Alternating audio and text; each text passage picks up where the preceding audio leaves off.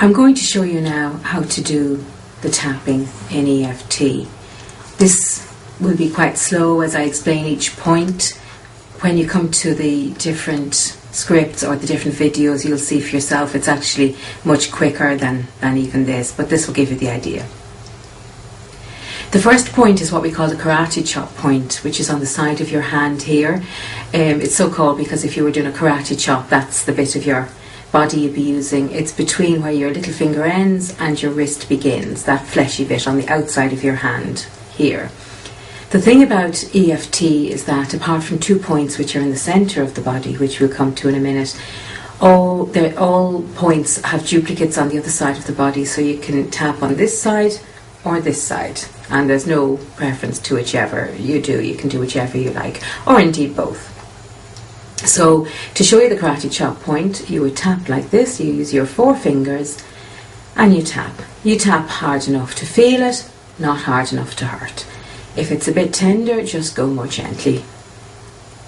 Okay, so that's if you were tapping with your right hand on your left. That's if you were tapping with your left hand on your right.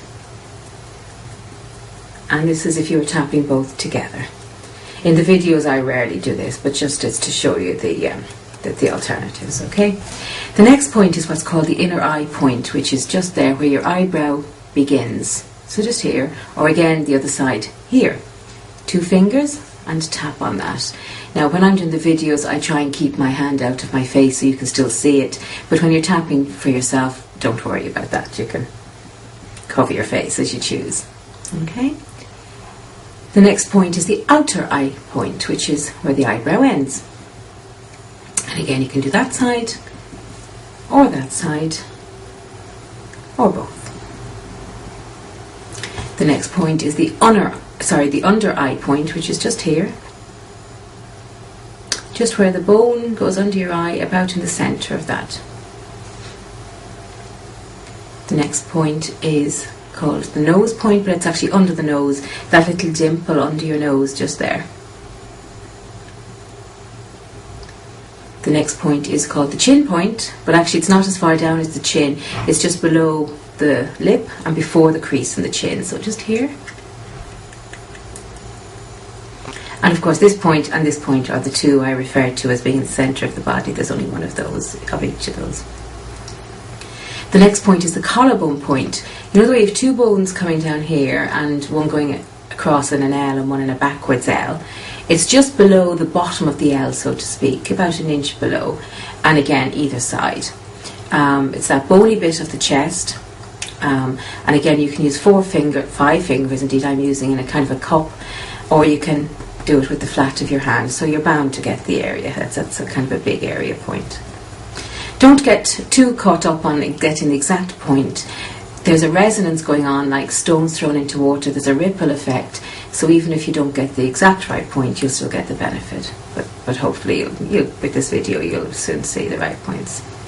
The next point is called the underarm point, and it's just under your arm. It's for a woman about where her bra strap would be, and for a man along the line of his nipples, right on the side of your body, under your armpit. And you can use 4, the whole palm of your hand actually, to slap it more than tap it. Okay. The next points are all on your hand, and they have the same equivalent point on each finger. So we start with your thumb, and the point is on the edge of your thumb nearest your nail. So it's still on the thumb, it's definitely on the skin, it's not on the nail, but it's alongside the nail. Okay, and you can tap there with 1 or 2 fingers, 1 finger probably. Okay. Now it's the edge of the thumb that's nearest your body. I can't say left or right because it depends which hand you're using, but it's not the edge of the thumb that's in the V, it's the outside. So you use that, or that one if I do the other side, or you can do both. Okay, the next point is the same equivalent position on the index finger. So if you see there, the equivalent position on the middle finger, the equivalent position on the ring finger,